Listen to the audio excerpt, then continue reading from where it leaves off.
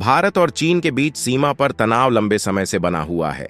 ऐसे में भारत ने अब बड़ा कदम उठा लिया है, जिससे चीन की भारत में एंट्री बंद हो जाएगी और इससे भारतीय परिवेश में चीन का दबदबा कम होने वाला है। और जैसा कि सभी जानते हैं कि इस समय दुनिया भर के देशों की नजर आतंकी देश इजराइल पर बनी हुई है, क्योंकि उसने दावा किया है कि उसके द्वारा किए गए हमले में हिजबुल्लाह के चीफ नसरल्ला को मार दिया गया है। और जिस ऑपरेशन से इजराइल ने 3 देशों के मासूम बच्चों, औरतों और बुजुर्गों को बड्ढी बेरहमी से मारा है, अब 57 साल बाद इजराइल फिर उसे हथियार बनाने जा रहा है। और अब इजराइल ने फिलिस्तीन और लेबनान के बाद एक नए देश को अपना टारगेट बना लिया है। पूरी अपडेट क्या है, आइए जानते हैं आज की इस वीडियो में। लेकिन आगे बढ़ने से पहले इस वीडियो को एक लाइक करके चैनल को सब्सक्राइब जरूर कर लीजिए, क्योंकि यह आपके लिए 1 सेकंड का काम है, लेकिन इससे हमारी काफी बड़ी मदद होती है। दरअसल साल 2020 में गलवान घाटी की घटना के बाद से भारत और चीन के बीच सीमा तनाव लगातार बना हुआ है। इस बीच चीन को नुकसान पहुंचाने के लिए भारत ने चीनी ऐप्स को बैन करने से लेकर चीनी कर्मचारियों के वीजा रोकने और चीनी कंपनियों के भारत में निवेश रोकने तक के कई बड़े कदम उठाए हैं। लेकिन अब भारत ऐसा कुछ करने जा रहा है जो चीन के निगरानी के धंधे को भारत में बैन कर देगा। जी हां दोस्तों, भारत सरकार अपने एक आदेश को जल्द से जल्द अमल में लाने पर विचार कर रही है, जो भारत के सर्विलांस मार्केट से चीन की एंट्री को बंद कर देगा। इससे चीन की कंपनियों को जहां एक तरफ भारी नुकसान होगा, वहीं सर्विलांस प्रोडक्ट बनाने वाली भारतीय कंपनियों को फायदा मिलने की उम्मीद है। दरअसल भारत सरकार जो आदेश जारी करने जा रही है, वो भारतीय बाजार में चीन से बनकर आने वाले सीसीटीवी की एंट्री को तत्काल प्रभाव से बंद कर देगा और सर्विलांस प्रोडक्ट्स की सप्लाई चेन से चीनी वेंडर बाहर हो जाएंगे। इतना ही नहीं, ईटी की एक खबर के मुताबिक सरकार का आदेश देश में सीसीटीवी के निर्माण में इस्तेमाल होने वाले उन कंपोनेंट की एंट्री को भी बैन करेगा जो चाइनीज वेंडर्स द्वारा सप्लाई किए जाएंगे।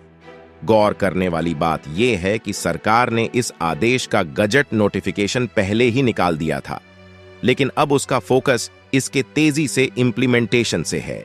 इस आदेश के पूरी तरह से लागू होने के बाद भारतीय सीसीटीवी कंपनियों को सिर्फ ट्रस्टेड लोकेशंस से ही कंपोनेंट इंपोर्ट करने की परमिशन होगी, जबकि इसके अलावा मेक इन इंडिया प्रोडक्ट और कंपोनेंट को बढ़ावा दिया जाएगा।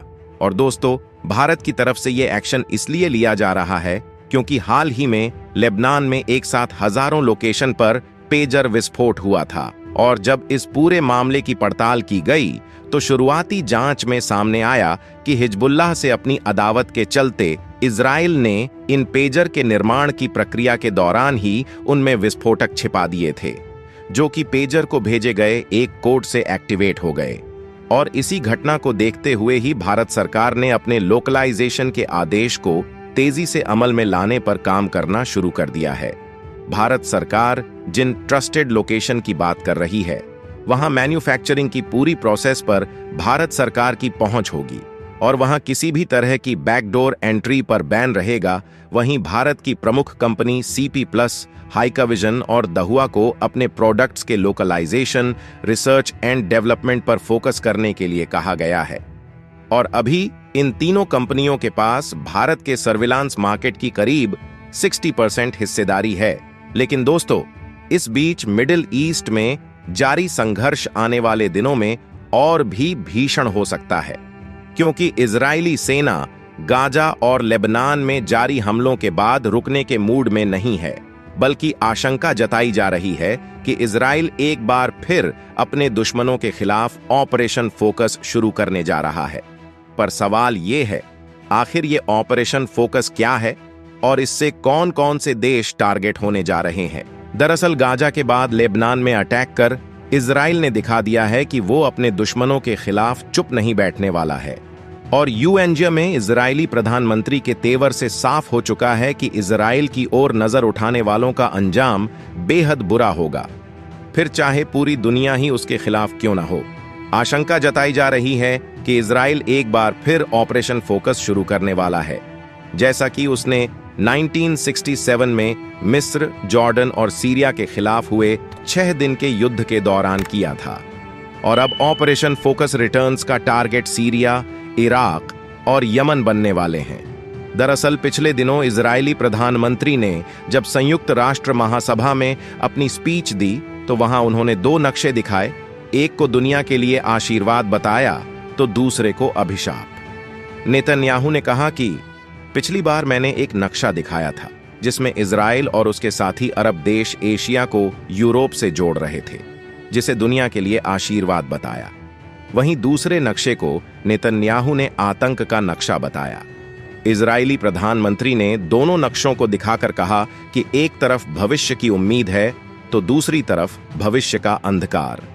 दरअसल इस दूसरे नक्शे में ईरान, इराक, सीरिया और यमन को काले रंगों में रंग कर अभिशाप बताया गया था। माना जा रहा है कि इजराइल सीधे तौर पर ईरान पर हमला नहीं करेगा। वह चाहता है कि ईरान खुद इस जंग में कूदे, इसीलिए वह हमास और हिजबुल्लाह के बाद इराक, सीरिया और यमन में मौजूद ईरान के प्रॉक्सी गुटों को निशाना बनाने की योजना बना रहा है। और अगर आपको नहीं पता तो बता दूं, इजराइल और अरब देशों की अदावत दशकों पुरानी है। करीब 100 साल पहले फिलिस्तीनी सरजमीं पर ब्रिटेन का कब्जा था और ब्रिटिश हुकूमतों ने फिलिस्तीन को 2 हिस्सों में बांटकर यहूदियों के लिए स्वतंत्र इजराइल राष्ट्र बनाने का वादा किया था। लेकिन अरब जगत के मुल्क इजराइल की स्थापना के खिलाफ थे। आखिरकार विवाद को सुलझाने में नाकाम रहने के बाद 1948 में ब्रिटिश शासक मिडिल ईस्ट के इस हिस्से से चले गए और इजरायली नेताओं ने 14 मई 1948 को स्वतंत्र इजराइल की घोषणा कर दी थी। और यहीं से एक ऐसे संघर्ष की शुरुआत हुई जिसने आज तक मिडिल ईस्ट को अस्थिर बनाए रखा है। बताते चले कि इजराइल के गठन के अगले ही दिन मिस्र, जॉर्डन, सीरिया और इराक ने इजराइल पर हमला कर दिया। यह पहला अरब इजराइल संघर्ष था जो करीब 1 साल तक चला था, जिसमें इजराइल की जीत हुई। और जंग के खत्म होने के बाद संयुक्त राष्ट्र ने स्वतंत्र फिलिस्तीन के लिए आधी जमीन मुकर्रर कर दी और यहीं से फिलिस्तीनियों के लिए त्रासदी का दौर शुरू हो गया। इस दौरान करीब 7.5 लाख फिलिस्तीनियों को विस्थापित होना पड़ा क्योंकि यहूदी सेना ने उन्हें उनके घरों से बेदखल कर दिया था। बात करें इजराइल के ऑपरेशन फोकस की तो साल 1967 में दूसरा अरब इजराइल संघर्ष हुआ जो 6 दिन तक चला था और इस युद्ध को 6 डे वॉर के नाम से भी जाना जाता है। यहां पर 5 जून से 10 जून तक इजराइल ने मिस्र, जॉर्डन और सीरिया के खिलाफ जंग लड़ते हुए कामयाबी हासिल की और इन तीनों देशों के खिलाफ की गई सैन्य कार्रवाई को ही ऑपरेशन फोकस कहा जाता है। तो दोस्तों, जैसा कि इजराइल द्वारा लेबनान पर हमले अभी भी किए जा रहे हैं और हाल ही में हिजबुल्लाह के चीफ को मार दिया गया है, तो लोगों के मन में सवाल है कि हिजबुल्लाह के बाद क्या इजराइल का अगला टारगेट ईरान है? और ये सवाल इसलिए भी है क्योंकि जैसे ही हिजबुल्लाह चीफ हसन नसरल्लाह के मारे जाने की खबर दुनिया में फैली, वैसे ही ईरान के supreme leader Ayatollah Ali Khamenei को सुरक्षित स्थान पर भेज दिया गया। और हाल ही में इजराइल द्वारा सेंट्रल बेरूत में बमबारी की गई, जहां एक रिहायशी बिल्डिंग को निशाना बनाकर हमला किया गया। तो देखा जाए, इजराइल के तेवर देखकर यही लग रहा है कि वो अब रुकने वाला नहीं है और वो कभी भी ऑपरेशन फोकस शुरू कर सकता है। वैसे आपको क्या लगता है, क्या इजराइल ऑपरेशन फोकस को दोबारा दोहराने की कोशिश करेगा या नहीं? कमेंट बॉक्स में अपनी राय जरूर दे। और भारत ने जो चीन की एंट्री बंद की है उसके लिए कमेंट करें। जय हिंद। मिलते हैं नेक्स्ट वीडियो में, तब तक के लिए जय हिंद, जय भारत।